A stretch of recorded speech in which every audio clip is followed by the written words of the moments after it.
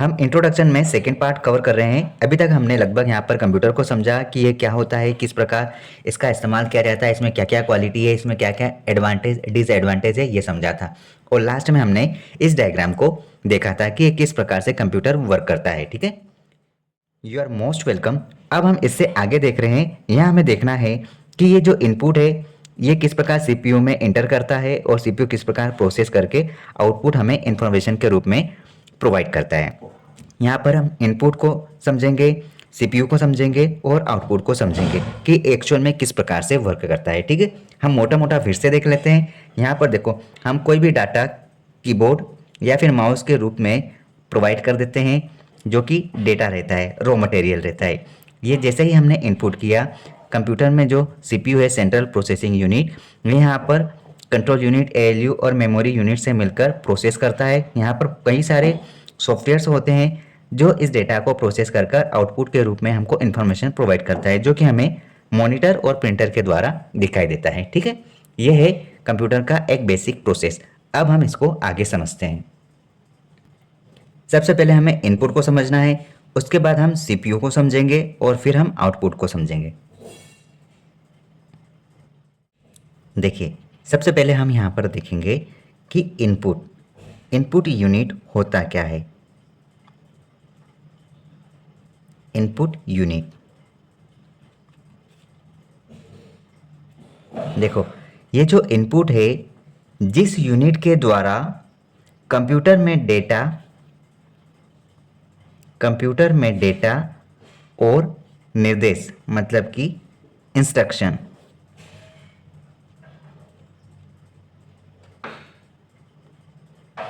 जिस यूनिट के द्वारा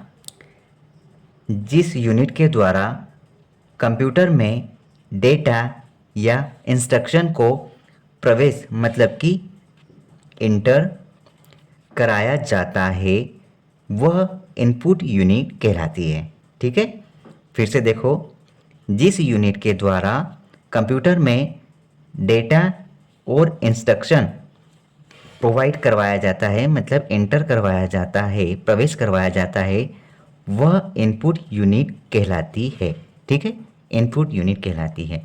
जैसे कि क्या हो सकता है, कीबोर्ड, माउस, ठीक है, ट्रैक बॉल, ये सब होते हैं ना, टच पेन, ये सब इनपुट यूनिट कहलाते हैं। अब देखो, ये जो कंप्यूटर है, इस कंप्यूटर में केवल और केवल बाइनरी नंबर ही इनपुट के द्वारा इंटर करवाए जाते हैं। ठीक है, जो हम डेटा देंगे वो कंप्यूटर सिर्फ और सिर्फ बाइनरी डिजिट ही समझता है, और इसलिए इनपुट डिवाइस यूज़र के द्वारा दिए गए डेटा और इंस्ट्रक्शन बाइनरी नंबर में ही बताता है, इसी लैंग्वेज में कंप्यूटर को प्रोवाइड करता है। ठीक, अब यहाँ पर देखो कि यहाँ पर हमने डेटा और इंस्ट्रक्शन लिखा है, तो इसको समझो। ये जो डेटा या फिर इंस्ट्रक्शन है, इस चीज़ को आप समझो। ये किस किस तरीके से, किस किस फॉर्म में हो सकते हैं, इसे आपको समझना है। देखो, ये जो डेटा और इंस्ट्रक्शन है, ये किस किस रूप में हो सकते हैं। तो सबसे पहले यहाँ पर हमें समझना है कि ये जो डेटा है, ये एक प्रकार से रॉ मटेरियल है, रॉ मटेरियल। ठीक है, ये एक कच्चे तथ्य होते हैं। ठीक है, जिसको हम कंप्यूटर में प्रोवाइड करते हैं। ये जब कंप्यूटर के अंदर जाएगा, सीपीयू इसको प्रोसेस करेगा, तब ये रॉ मटेरियल एक व्यवस्थित फॉर्म में हमें प्रोवाइड करता है, एक इंफॉर्मेशन के रूप में बदल कर देता है। ठीक, अब ये देखते हैं कि ये डेटा किस किस प्रकार से हो सकते हैं। तो नंबर 1, ये संख्यात्मक रूप में हो सकता है। ठीक है, मतलब कि ये संख्यात्मक डेटा हो सकता है। यह अंकों से बना हुआ होता है, जैसे कि संख्यात्मक 1, 2 ऐसे नंबरों से बना होता है। ठीक है, जो 1 से लेकर 9 तक के अंकों का प्रयोग करता है। और इस तरह के डेटा पर हम अंकगणितीय क्रियाएं कर सकते हैं, जैसे कि विद्यार्थियों के प्राप्तांक लिख सकते हैं, कर्मचारियों का वेतन लिख सकते हैं, किसी मकान एरिया का नंबर ऑफ एड्रेस के तौर पर यूज़ किया जा सकता है। इस तरीके से हम यहाँ पर संख्यात्मक डेटा के रूप में यूज़ करते हैं। दूसरा हम यहाँ पर देखेंगे चिन्हात्मक रूप से चिन्हात्मक डेटा। अब कैसे चिन्ह हो सकते हैं? यहाँ पर प्लस, गुणा, प्रतिशत, इस प्रकार के चिन्ह के रूप में भी हम अक्षरों, अंकों या चिन्हों का प्रयोग किया जा सकता है। इसमें अंकगणितीय क्रियाएं नहीं होती, क्योंकि यहाँ तो चिन्ह बने होंगे, यहाँ पर अंकगणितीय क्रियाएं नहीं होगी। ठीक है, यहाँ पर इस प्रकार से चिन्ह बना सकते हैं और यहाँ पर इसकी तुलना की जा सकती है यहाँ पर चिन्हों के रूप में, जैसे कि कर्मचारियों का पता, जो हम कहेंगे कि आगे से इस प्रकार बाईं ओर जाना है, लेफ्ट साइड मुड़ना है, कोई चीज़ का परसेंटेज बताना है कि ये प्रतिशत का साइन है, इस तरह से चिन्ह का यूज़ किया जा सकता है। तीसरा, ये एक सूचना के रूप में हो सकता है, किसी चीज़ को सूचना प्रोवाइड करना। सूचना कैसे? कोई डेटा रहेगा, उसकी उपयोगिता के आधार पर हम कोई विश्लेषण या कोई संकलन के बाद में कोई भी हमें तथ्य मिलेगा, उसे हम सूचना कहेंगे। इस प्रकार जैसे कि डेटा एक अव्यवस्थित तथ्य है, जबकि सूचना एक व्यवस्थित तत्व के रूप में होता है हमारे पास, और यह है ना प्रयोग करने वालों के लिए उपयोगी बनाता है। यह डेटा जब हमें सूचना देता है तो वह एक उपयोगी वस्तु या उपयोगी चीज़ होती है। डेटा हमारे लिए उपयोगी नहीं है, यहाँ से एक व्यवस्थित रिजल्ट जो आएगा, आउटपुट मिलेगा, वही हमारा इन्फॉर्मेशन सूचना कहलाता है। अब हम क्या बोल सकते हैं? एक सूचना से ही बनता है सूचना प्राप्ति। सूचना प्राप्ति, सूचना प्राप्ति बोले तो क्या, ये एक मतलब कि आवश्यकता के अनुसार फिर से प्राप्त करने वाली विधि सूचना प्राप्ति कहलाती है। यह हमारे डेटा और इंस्ट्रक्शन से रिलेटेड है, जो हमको ये सारी चीज़ें हम प्रोवाइड करते हैं। ठीक है, अब देखो हमें यहाँ पर ये सब चीज़ें हम इसको डेटा इंस्ट्रक्शन के तौर पर हम इनपुट करते हैं। अब ये जो इनपुट है ये सीपीयू के अंदर जाएगा, तो ये किस फॉर्मेट में रहेगा? ये प्रोसेसिंग करता है और हमें आउटपुट प्रदान करता है। तो सबसे पहले हमने अभी इनपुट देखा, एक बार हम इसको आउटपुट के रूप में समझ लेते हैं, फिर हम सीपीयू की बात करेंगे।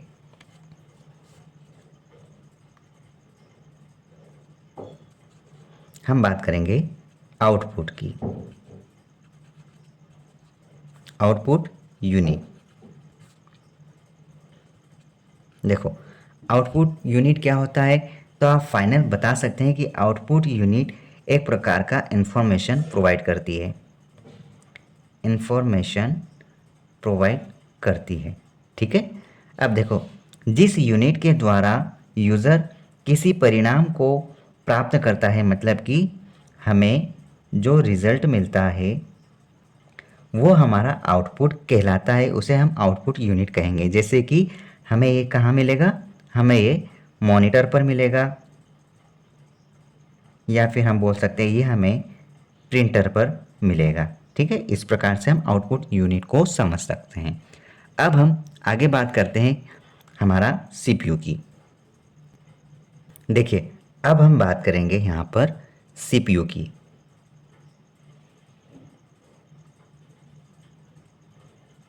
पहले तो आपको इसका फुल फॉर्म याद होना, क्या होता है? कंट्रोल प्रोसेसिंग यूनिट, नहीं, सेंट्रल प्रोसेसिंग यूनिट, ये है हमारा सीपीयू का फुल फॉर्म। और हमें यहाँ पर सीपीयू को समझना है कि ये किस प्रकार से काम करता है। देखो जिस प्रकार सीपीयू का फुल फॉर्म होता है सेंट्रल प्रोसेसिंग यूनिट, इस यूनिट के द्वारा कंप्यूटर में प्रोसेसिंग का कार्य किया जाता है, क्योंकि प्रोसेसिंग का ही काम है, यहाँ पे प्रोसेसिंग का काम होता है। हम यहाँ पर लिख देते हैं प्रोसेसिंग वर्क होता है सीपीयू में। ठीक है, अब यहाँ पर समझो कि ये जो कार्य प्रोसेसिंग वर्क होता है ये एक इंटेलिजेंस पर आधारित है, इसलिए हम इस सीपीयू को क्या कहेंगे, इस सीपीयू को हम कहेंगे कंप्यूटर का दिमाग, मतलब कि मेमोरी ऑफ कंप्यूटर कहा जा सकता है, मेमोरी ऑफ कंप्यूटर। अगर आपको पूछा जाए कि कंप्यूटर की मेमोरी किसे कहते हैं, तो सीपीयू को कंप्यूटर की मेमोरी कहा जाता है, कंप्यूटर का दिमाग कहलाता है। यह कंप्यूटर के सभी कार्यों को नियंत्रित करता है, कंट्रोल में रखता है नी, कंट्रोल कौन रखता है, सीपीयू। ठीक है, अब हम सीपीयू के कुछ निम्न 3 भाग देखेंगे कि सीपीयू 3 भागों से मिलकर बना है।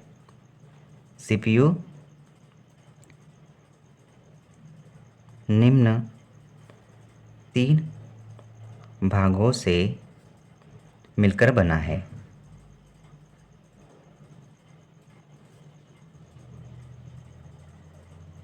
कौन कौन से 3 भाग हैं? पहला है ALU, इसका फुल फॉर्म क्या है, arithmetic logic, arithmetic and logic unit, ये है ALU का फुल फॉर्म। दूसरा पार्ट क्या है, CU, CU बोले तो क्या, कंट्रोल यूनिट। और तीसरा भाग यहाँ पर MU होता है, और MU का मतलब हुआ मेमोरी यूनिट। सीपीयू के अंदर 3 भाग होते हैं, 3 भागों से मिलकर बना होता है। पहला ALU, दूसरा CU और तीसरा MU, मतलब कि कंट्रोल यूनिट, मेमोरी यूनिट और अरिथमेटिक एंड लॉजिक यूनिट। इन 3 भागों से मिलकर बना होता है। अब देखो, ये जो सीपीयू है, इस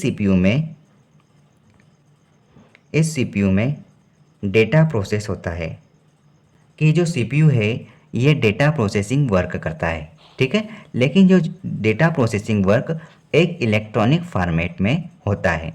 लेकिन ये इलेक्ट्रॉनिक फॉर्मेट में भी कैसा होगा, यहाँ पर सीपीयू को इनपुट के द्वारा अनुदेश मिलते हैं, मतलब कि इंस्ट्रक्शंस मिलते हैं कि किस प्रकार से काम करना है, किस प्रकार से आपको इसको लिमिटेशन में रखना है, किस प्रकार से आपको कितनी देर में इसको प्रोसेस कर आउटपुट के रूप में प्रोवाइड करना है।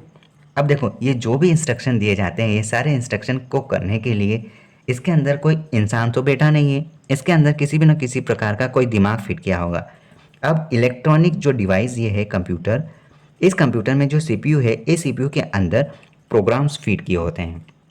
फॉर एग्जांपल, अगर आपको कह दे कि 2+2 को आप जोड़ के दिखाओ, तो सीपीयू क्या करेगा, सीपीयू के पास ये प्रोग्राम पहले से फिट है कि 2+2 को अगर जोड़ा जाएगा तो 4 होगा। तो ये इस प्रकार के प्रोग्राम सेट करे रहते हैं और इसके अकॉर्डिंग यहाँ पर प्रोसेस होता है। ठीक है, कंप्यूटर को दिए जाने वाले अनुदेशों के समूह को प्रोग्राम कहा जाता है।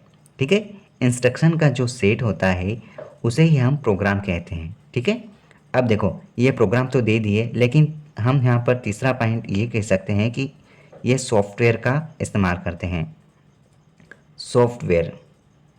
अब देखो, ये क्या भला है, देखो, प्रोग्रामों के जो समुच्चय होते हैं, जो समूह होता है, जो कि कंप्यूटर के विभिन्न कार्यों के सफल क्रियान्वयन के लिए उत्तरदायी होते हैं, वो सॉफ्टवेयर कहलाते हैं। जो प्रोग्राम्स फाइंड आउट करते हैं रिज़ल्ट को, वो सारे रिज़ल्ट्स हमारे सॉफ्टवेयर के माध्यम से ही अपने आउटपुट तक पहुंचते हैं। इस प्रकार से ये जो भी जिसका भी यूज़ करते हैं इस प्रोसेस को सफल करने के लिए, वो होते हैं सॉफ्टवेयर। ठीक है, आप इस प्रकार से इसको समझ सकते हैं। और इस प्रकार से ये जो सीपीयू है ना, इस सीपीयू को हम क्या बोल सकते हैं, सीपीयू को हम माइक्रो प्रोसेसर या प्रोसेसर भी बोल सकते हैं। क्या बोलेंगे, माइक्रो प्रोसेसर या प्रोसेसर भी बोल सकते हैं। ये याद रखना है ना, ये एक इम्पोर्टेंट चीज़ है, प्रोसेसर या माइक्रो प्रोसेसर भी बोल सकते हैं। अब देखो, सीपीयू को तो हमने समझ लिया कि इस प्रकार से ये काम होता है। अब इसके अंदर जो 3 भाग है उसको हम व्यवस्थित तरीके से समझेंगे। देखिए, अब हम सीपीयू के तीनों पार्ट को समझेंगे। अब यहाँ पर पहला पार्ट जैसे कि हमने यहाँ पर देखा एएलयू होता है, एएलयू। इसको तो हमने फुल फॉर्म के रूप में देख लिया, अरिथमेटिक एंड लॉजिक यूनिट होता है। अब देखो इसको आप समझें, इसका पूरा नाम आप सभी जानते हैं, अरिथमेटिक एंड लॉजिक यूनिट होता है। अब यहाँ पर आप देखो कि इसका काम किस प्रकार से होता है। ये जो अरिथमेटिक एंड लॉजिक यूनिट है ना, ये गणितीय क्रियाएं करता है, जैसे कि it is work of calculation like जोड़ना, घटाना, गुणा करना, या इस प्रकार से आप भाग करना भी बोल सकते हैं। ठीक है, इस प्रकार के आप मैथमेटिकल इक्वेशन को सोल्व कर सकते हैं। ठीक है, जैसे कि जोड़ना, घटाना, गुणा और भाग, या फिर आप ये भी बोल सकते हैं अथवा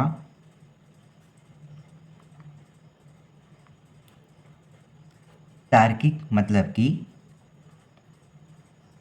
लॉजिकल क्रियाएं भी कर सकता है, लॉजिकल प्रोसेस भी करता है। कौन? ALU, arithmetic logic unit. और इसका मेन काम क्या है? इसका मेन काम, मेन वर्क क्या है? इसका मेन वर्क है अंकगणितीय मतलब कि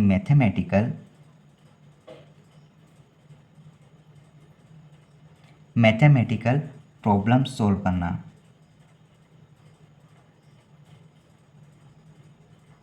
मैथमेटिकल प्रॉब्लम्स सोल्व करना।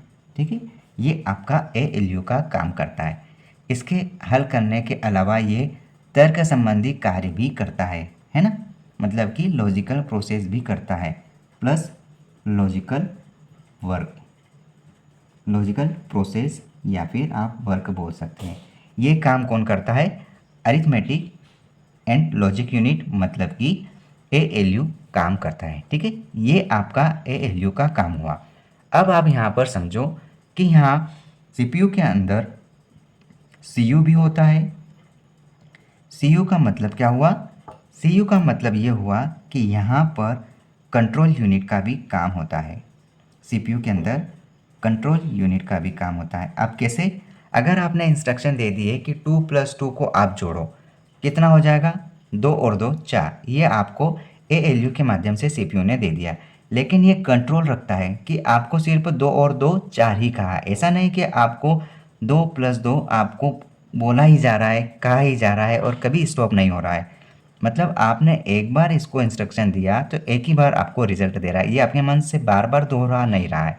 मतलब कि ये आपका आंसर अगर 2 + 2 4 आया तो बार बार ये 4 में 2 + 2 को ऐड नहीं करते जाएगा। ठीक है, मतलब कि अपने आप में भी कंट्रोल रखता है। इसका पूरा नाम कंट्रोल यूनिट होता है। ठीक है, और ये कंट्रोल यूनिट किसी भी टाइमिंग सिग्नल पर यूज़ होता है, जिसके द्वारा सभी हार्डवेयर डिवाइस की क्रियाएं नियंत्रित होती है। ये सीपीयू की मुख्य यूनिट होती है ना, मेन यूनिट बोल सकते हैं इसको आप, मेन यूनिट। ये सीपीयू की मेन यूनिट है। कौन? Control unit. ठीक है, अब हम अगला पॉइंट समझते हैं जो हमने यहाँ पर लिखा था नंबर 3। कौन सा? एमयू। एमयू का फुल फॉर्म क्या देखा था? एमयू का फुल फॉर्म हमने देखा था मेमोरी यूनिट, मेमोरी यूनिट। अब मेमोरी यूनिट को समझो। अगर आपने कोई काम किया या फिर कोई डॉक्यूमेंट्स रखे, आपने इनपुट करवाए, तो ये सीपीयू क्या करता है? उस चीज़ को याद कर लेता है। याद करने का मतलब इन द सेंस ये स्टोर कर लेता है, अपने पास रख लेता है, ताकि इन फ्यूचर आपको किसी चीज़ की ज़रूरत पड़े जो आपने अभी की है। मान लो इसमें कुछ समय लगता है, तो इस समय को अब अगली बार आप नहीं देखोगे। मतलब कि अगर आपने 2 + 2 4 स्टोर किया है, तो ये हमेशा आपको 2 + 2 4 को ही स्टोर करके रखेगा, चाहे कुछ भी हो जाए, कभी भी आप यूज़ करें, या फिर आप फॉर एग्ज़ाम्पल दूसरा सोच सकते हैं, जैसे कि आपने कोई डॉक्यूमेंट रखा, आपने किसी को मेल किया, तो हमेशा ये डॉक्यूमेंट आपके पास डाउनलोड रहेगा, माय कंप्यूटर के अंदर रहेगा ही रहेगा, जिसमें पीडीएफ्स वगैरह होती है उस फ़ोल्डर में। जबकि आप इसको यूज़ भी कर सकते हैं, रीयूज़ कर सकते हैं, किसी को भी किसी भी समय पहुंचा सकते हैं, इसका इस्तेमाल किया जा सकता है। जब तक आप इसे डिलीट नहीं करोगे, तब तक यह अपनी मेमोरी में याददाश्त के तौर पर सेव रखे रहें। ये जो मेमोरी यूनिट है, इसे मेमोरी यूनिट इसलिए भी कहा जाता है क्योंकि इसमें रजिस्टरों का समूह होता है। ये जब हम इसके मेन चैप्टर इंट्रोडक्शन के बाद पर्टिकुलर टॉपिक पढ़ेंगे, तब हम इसको और अच्छे से समझेंगे, लेकिन हम यहाँ थोड़ा सा और समझ लेते हैं कि इस मेमोरी को मेमोरी यूनिट इसलिए बोलते हैं क्योंकि इसके अंदर कई सारे रजिस्टर्स होते हैं, ग्रुप्स ऑफ रजिस्टर्स होते हैं। चलो यहाँ लिख ही देते हैं, इंक्लूड्स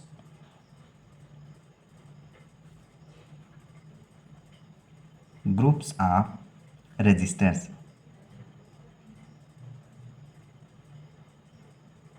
ठीक है, इसके अंदर कई सारे ग्रुप्स ऑफ रजिस्टर्स होते हैं।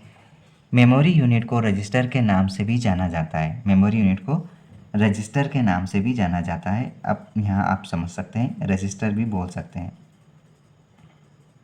लेकिन ऐसे ही रजिस्टर नहीं कहेंगे, यहाँ पर कोई और भी रीज़न होगा, उस प्रकार से कहा जाता है। अभी आप सिर्फ इतना ही समझो, ये कंप्यूटर की एक अस्थायी मेमोरी होती है, जहाँ पर यहाँ पर कैलकुलेशन होते हैं, जो वहाँ पर एकदम ऑन द स्पॉट जो वर्क होते हैं, उसे ही आप मेमोरी यूनिट कहेंगे। ठीक है, लेकिन मेमोरी यूनिट का मतलब ये नहीं कि सिर्फ इसको वर्क करने के लिए यूज़ होता है, इसके अंदर और भी यूनिट्स होती हैं, जैसे स्टोरेज यूनिट्स होती है, आप यहाँ पर स्टोर कर सकते हैं। अगर आप प्राइमरी मेमोरी की यहाँ पर बात करेंगे, तो हम प्राइमरी मेमोरी की तरह यहाँ पर स्टार्टिंग में ऑन द स्पॉट यूज़ कर सकते हैं।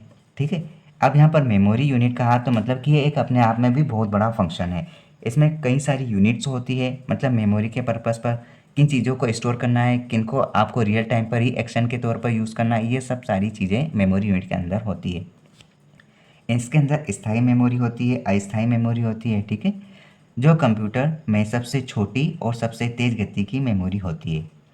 जिस समय हम सीपीयू में प्रोसेस करते हैं ना, उस समय रजिस्टर मेमोरी के द्वारा दिए गए जो निर्देश हैं, इस निर्देश को मेमोरी एड्रेस को अस्थायी रूप से स्टोर करता है कि आपने क्या क्या निर्देश दिए हैं, ये सब अस्थायी तौर पर स्टोर कर लेता है, ताकि आप इसको इंस्ट्रक्शन देते देते ये मेमोरी भूल ना जाए, इस प्रकार से स्टोर रखता है। जिससे कि ये जो मेमोरी है, इसमें निम्न प्रकार के रजिस्टर्स होते हैं जो इसका काम संभालते हैं। जैसे कि चलो अब यहाँ पर देख ही लेते हैं कि कौन कौन से रजिस्टर्स होते हैं। तो यहाँ पर देखो, एक तो होता है groups of registers, groups of registers मतलब कि रजिस्टर का समूह होता है। और एक होता है combination of flip flop, combination of flip flop. ठीक है, एक होता है फ्लिप फ्लॉप, ये एक डेटा स्टोरेज यूनिट है जो एक समय पर एक बीट मतलब कि 0 और 1 स्टोर करती है। ठीक है, अब देखो इस एएलयू के अंदर यहाँ पर हमें कई सारे, अब देखो ये जो सीपीयू है, सीपीयू के अंदर कई सारे छोटे छोटे पार्ट्स भी हमें दिखते हैं। ठीक है, उसको हम देख लेते हैं। देखिए अब हम सिर्फ और सिर्फ सीपीयू का ही डायग्राम बनाते हैं। देखो जैसे कि ये आपका सीपीयू है, इस चीज़ को ध्यान से समझना, यहाँ से हम सिर्फ और सिर्फ सीपीयू के बॉक्स को समझ रहे हैं। जैसे कि ये एक सीपीयू है, इस प्रकार से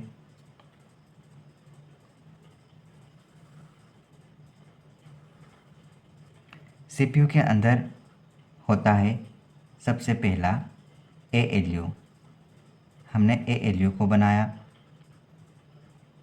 मतलब अरिथमेटिक लॉजिक यूनिट। उसके बाद होती है कंट्रोल यूनिट, सीयू। ठीक है, उसके बाद यहाँ पर हमारे पास होता है एमबीआर, पीसी, और हम फिर क्या समझ सकते हैं, हम यहाँ पर एक्यूमुलेटर, एक्यूमुलेटर, उसके बाद MAR, IR,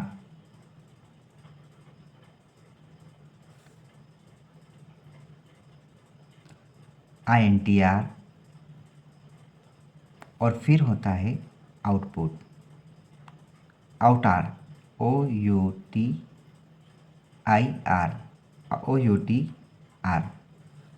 और ये रजिस्टर्स होते हैं फिर। ठीक है, ये आपका क्या है, ये आपका CPU है। CPU में इतनी सारी चीज़ें होती है, लेकिन हमें यहाँ पर ALU, कंट्रोल यूनिट और मेमोरी के बारे में ही पता होता है। अगर एग्ज़ाम में इन वर्ड से कुछ पूछ लिया जाए तो हम बिल्कुल भी न बता सकते, लेकिन हम अब यहाँ पर एक कोना कोना छान मारेंगे। चाहे जैसे भी एग्ज़ाम आ जाए, हम इसको पूरा पढ़ेंगे और हर एग्ज़ाम को क्रैक करने की कोशिश करेंगे। चाहे कोई सी भी एग्ज़ाम हो, इन फ्यूचर आप इस वीडियो को देख रहे हैं, आपकी चाहे जैसी एग्ज़ाम हो, इस डेटा, इस कंटेंट से बाहर नहीं जाएगा। ठीक है, अब देखो, जैसे हमने ALU के बारे में समझ लिया, CU के बारे में समझ लिया, अभी हमें MBR के बारे में समझना है। ठीक है, अब हम MBR के बारे में समझते हैं कि MBR होता क्या है। देखो, हम हेडिंग डाल लेते हैं MBR। अब देखो, ये MBR होता क्या है, इसका फुल फॉर्म होता है memory buffer register, memory buffer register. ठीक है, इसे MDR भी कहते हैं। क्या बोलते हैं इसको, MDR। अब देखो, MDR तो बोल दिया, लेकिन इसका भी आप फुल फॉर्म याद रखो। इसको बोलते हैं मेमोरी डेटा रजिस्टर,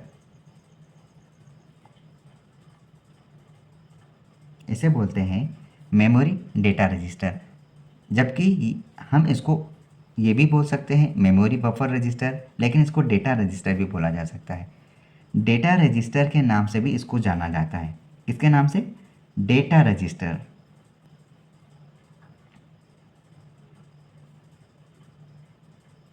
अब इसको ये सब क्यों बोला जाता है MBR को, क्योंकि ये वर्तमान जो एक्सिस होता है उस स्टोरेज से ट्रांसफ़र करता है। ठीक है, ये ट्रांसफ़र करता है किसको, डेटा को ट्रांसफ़र करता है MBR। जो वर्तमान समय में जिस प्रकार से जो डेटा स्टोरेज है उसे ट्रांसफ़र करने का काम करता है MBR। कि जब कोई डेटा हार्ड डिस्क से आता है तो वह एक कांस्टेंट स्पीड के साथ आता है, मतलब कि किसी भी एक स्पीड में हमको प्राप्त होता है, और जिसके कारण ये जो MBR रजिस्टर में डेटा हमेशा उपलब्ध रहता है और जो CPU प्रोसेसिंग आसानी से कर देता है।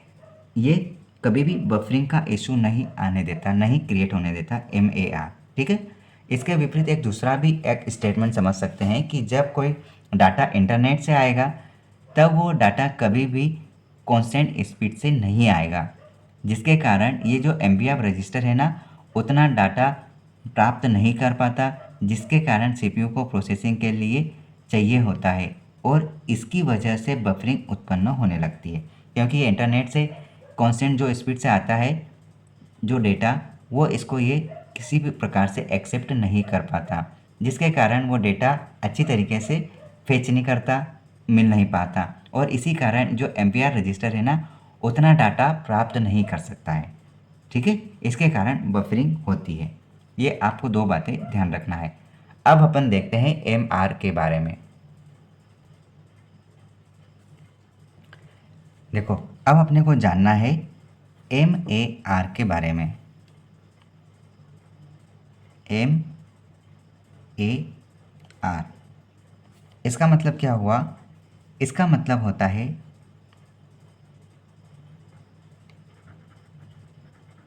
मेमोरी एड्रेस,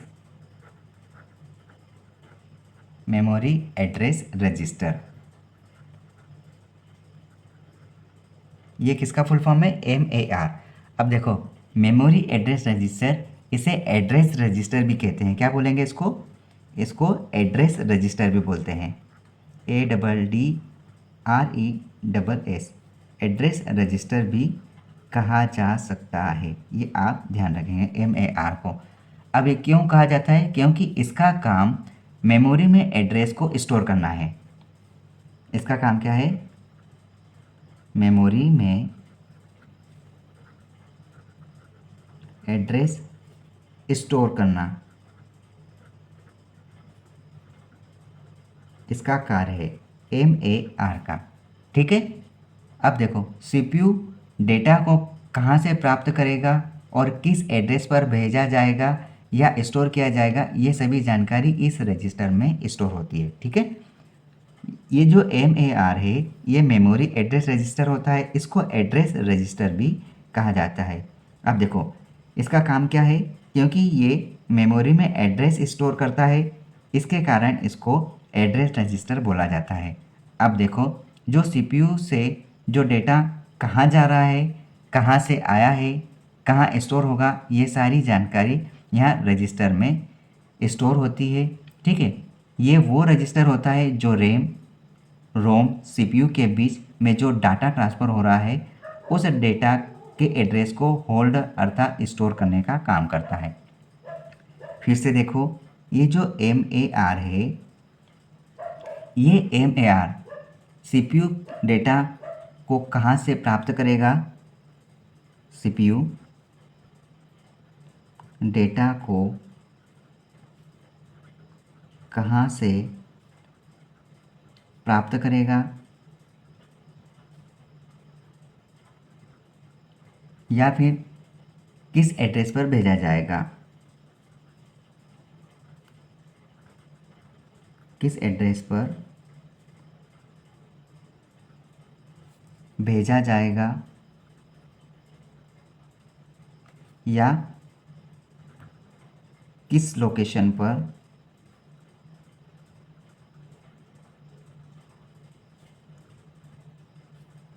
सेव रहेगा या स्टोर रहेगा,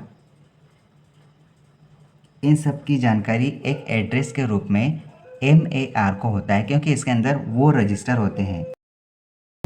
होते हैं वो वाले जो इसकी निगरानी करते हैं। ये आपको ध्यान रखना है MAR के बारे में। ठीक है। अब अपन देखते हैं यहाँ पर PC के बारे में कि एक्चुअल में PC है क्या। PC इसको समझते हैं। ठीक है।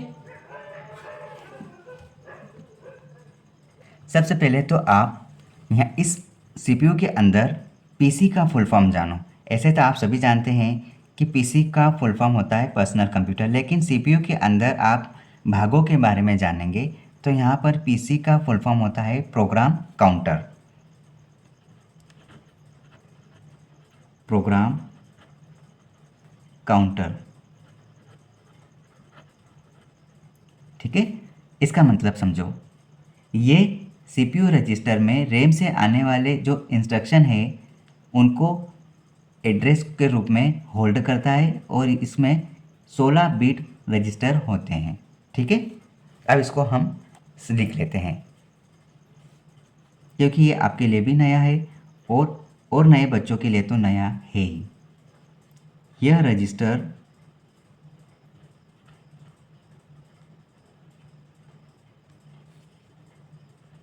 CPU में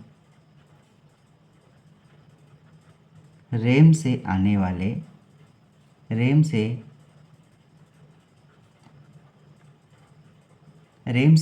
वाले निर्देश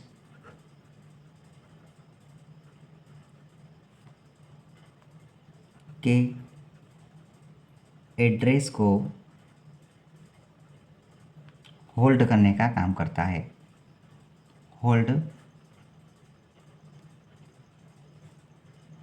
होल्ड करता है जिस पर प्रोसेसिंग चल रही होती है, जिस पर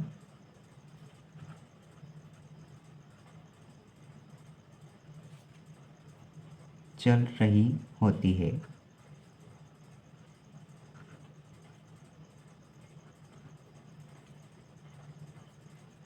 यह 16 बिट रजिस्टर होते हैं, है ना। इस रजिस्टर में 16 बिट होते हैं, ये आपको ध्यान रखना है। 16 बिट रजिस्टर होते हैं, ठीक है। कौन? पीसी। पीसी प्रोग्राम काउंटर है। यह रजिस्टर जैसे कि सीपीयू में रैम से आने वाले जो निर्देश होते हैं उनके एड्रेस को होल्ड करता है जिस पर प्रोसेसिंग चल रही होती है, ठीक है। यहाँ पीसी के अंदर जो रजिस्टर है वो 16 बिट रजिस्टर इस्तेमाल करते हैं, ठीक है। आई होप आपको ये बात समझ में आ गई होगी। अब हम देखते हैं एक्यूमुलेटर।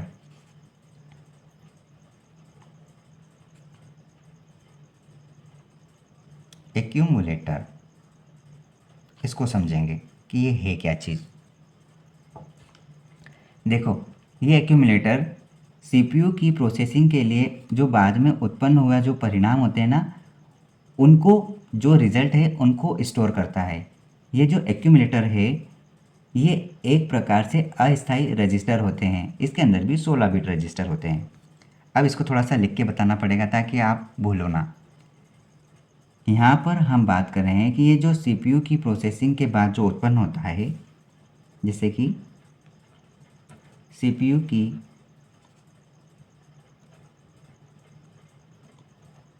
प्रोसेसिंग के बाद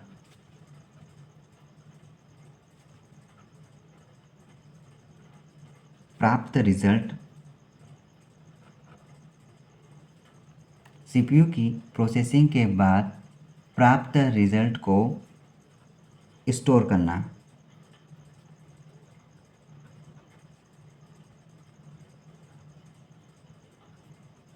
ठीक है। स्टोर करना ये इसका एक्यूमुलेटर का काम है। एक्यूमुलेटर एक प्रकार से अस्थायी रजिस्टर होते हैं। एक्यूमुलेटर एक अस्थायी रजिस्टर है, मतलब कि वोलेटाइल।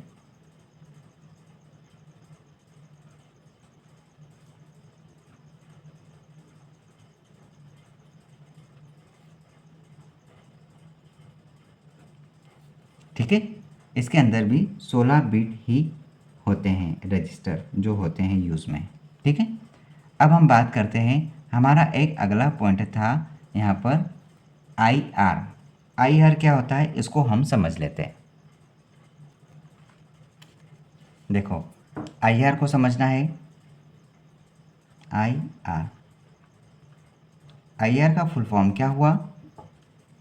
आई आर का फुल फॉर्म यहाँ पर होगा instruction register. Instruction register. Instruction register मतलब कि ये वर्तमान निर्देशों को होल्ड करता है और जिस प्रकार प्रोसेसिंग चल रही होती है उसमें ये अपना काम करता है। ये और ये भी 16 बिट रजिस्टर होते हैं, 16 बिट रजिस्टर ही यूज़ करते हैं। फिर से देखो, ये जो रजिस्टर है, कौन से? इंस्ट्रक्शन रजिस्टर, ये वर्तमान में मतलब कि प्रेजेंट टाइम में जो निर्देश दिए गए हैं उनको होल्ड करता है सिर्फ, है ना, मतलब कि जो प्रोसेसिंग चल रही है। यहाँ पर हम लिख देते हैं वर्तमान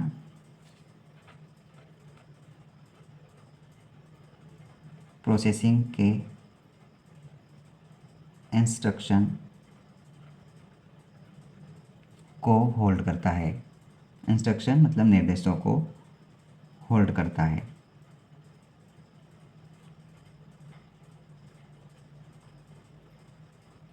ठीक है, ये आपका आईआर का काम है। आईआर का फुल फॉर्म है इंस्ट्रक्शन रजिस्टर। अब हम आगे, हमारे लगभग 2 पॉइंट और। अब हमारे पास यहाँ पे है INTR। INTR क्या होता है? देखो, INTR, इसे इनपुट रजिस्टर भी बोलते हैं ना, इनपुट रजिस्टर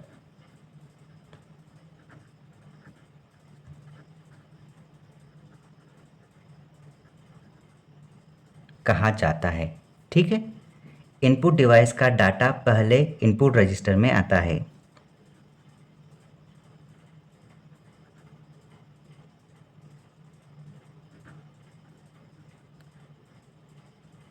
इनपुट डिवाइस का डाटा पहले इनपुट रजिस्टर में आता है।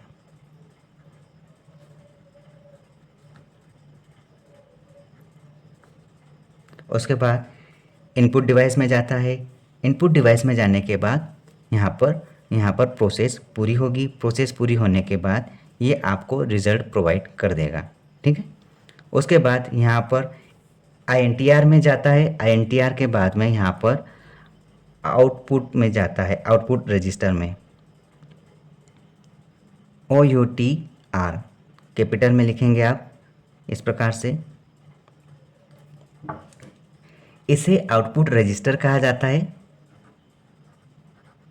आउटपुट रजिस्टर, इसे आउटपुट रजिस्टर कहा जाता है। ठीक है।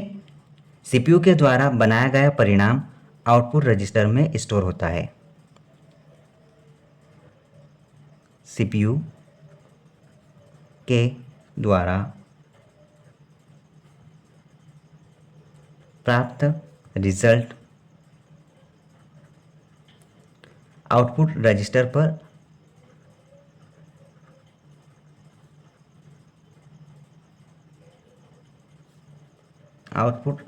में या आउटपुट रजिस्टर पर स्टोर होता है।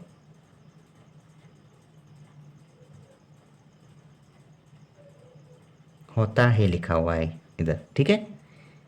देखो INTR मतलब कि इनपुट रजिस्टर। इनपुट डिवाइस का डाटा पहले इनपुट रजिस्टर में जाता है। ठीक है। और यहाँ पर OUTR लिखा है, आउटपुट रजिस्टर मतलब CPU के द्वारा प्राप्त रिजल्ट आउटपुट रजिस्टर में पहले स्टोर होता है, उसके बाद आपको आउटपुट के रूप में प्रोवाइड करवा दिया जाता है। इस प्रकार अपन ने जितने भी रजिस्टर देखे, ये रजिस्टर लगभग कंप्यूटर में मुख्य रूप से 8 प्रकार से होते हैं। कंप्यूटर में कंप्यूटर रजिस्टर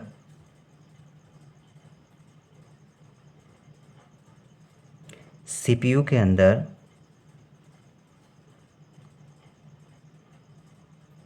8 प्रकार से होते हैं या फिर 8 प्रकार के होते हैं। ये लाइन आपको ध्यान रखना है। इतना भी ध्यान नहीं रखना है कि 8 प्रकार कौन कौन से हैं, लेकिन आपको बस इतना ध्यान रखना है कि कंप्यूटर में कंप्यूटर रजिस्टर जो कि CPU के अंदर होते हैं 8 प्रकार के होते हैं। अब देखो सिस्टम यूनिट आता है। सिस्टम यूनिट,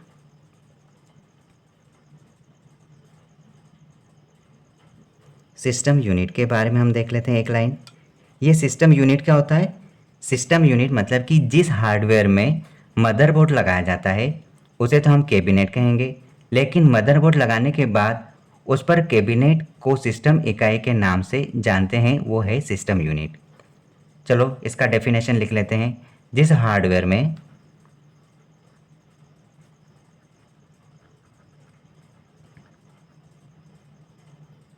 हार्डवेयर में मदरबोर्ड लगाया जाता है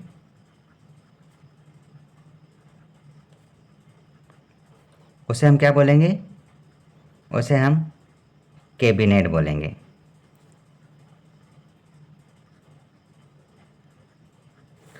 तथा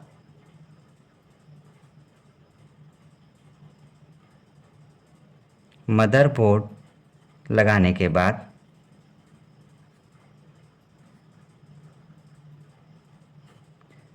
उस कैबिनेट में मदरबोर्ड लगाने के बाद उस कैबिनेट को सिस्टम इकाई के नाम से जाना जाता है।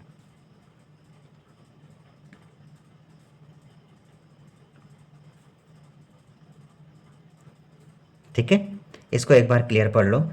सिस्टम यूनिट मतलब कि जिस हार्डवेयर में मदरबोर्ड लगाया जाता है उसको तो आप कैबिनेट बोल दोगे, लेकिन मदरबोर्ड लगाने के बाद उस कैबिनेट को सिस्टम इकाई के नाम से या फिर सिस्टम यूनिट के नाम से जाना जाएगा।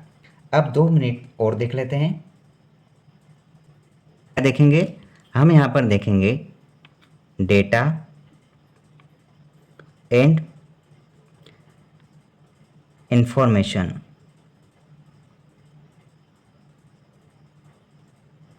इनके बीच में अंतर देखेंगे। ठीक है, देखो डेटा क्या होता है।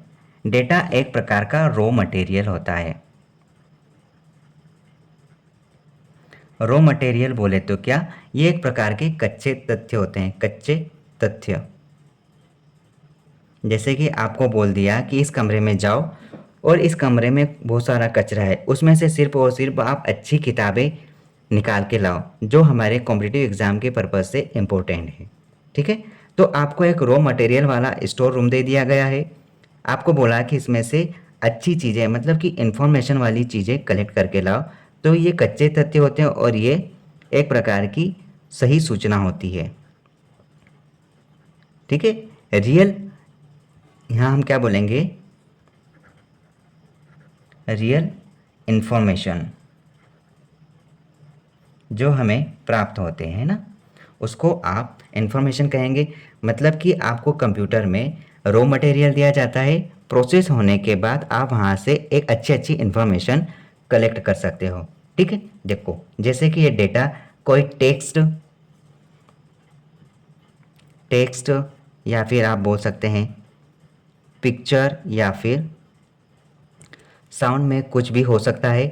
वह शब्द जिसका कोई शाब्दिक अर्थ नहीं होता डेटा कहलाता है। ठीक है, या फिर डाटा एक अर्थहीन, मतलब कि अनप्रोसेस्ड जानकारी होती है। आप इसको इस प्रकार से समझे। अब देखो इन्फॉर्मेशन क्या है, वह डाटा जिस पर प्रोसेसिंग हो गई हो उसे सूचना कहा जाएगा। मतलब कि किसी डेटा पर आप प्रोसेस करोगे, प्रोसेस करने के बाद जो भी रिजल्ट आएगा वो आपका इन्फॉर्मेशन होता है। अर्थात जब किसी डेटा पर प्रोसेसिंग होती है तब वह सूचना बनती है जिसका एक सार्थक मीनिंगफुल अर्थ निकलता है। या फिर आप दूसरे शब्द में ये बोल सकते हैं कि सूचना एक अर्थपूर्ण प्रोसेस्ड जानकारी है। अर्थपूर्ण प्रोसेस्ड जानकारी जानकारी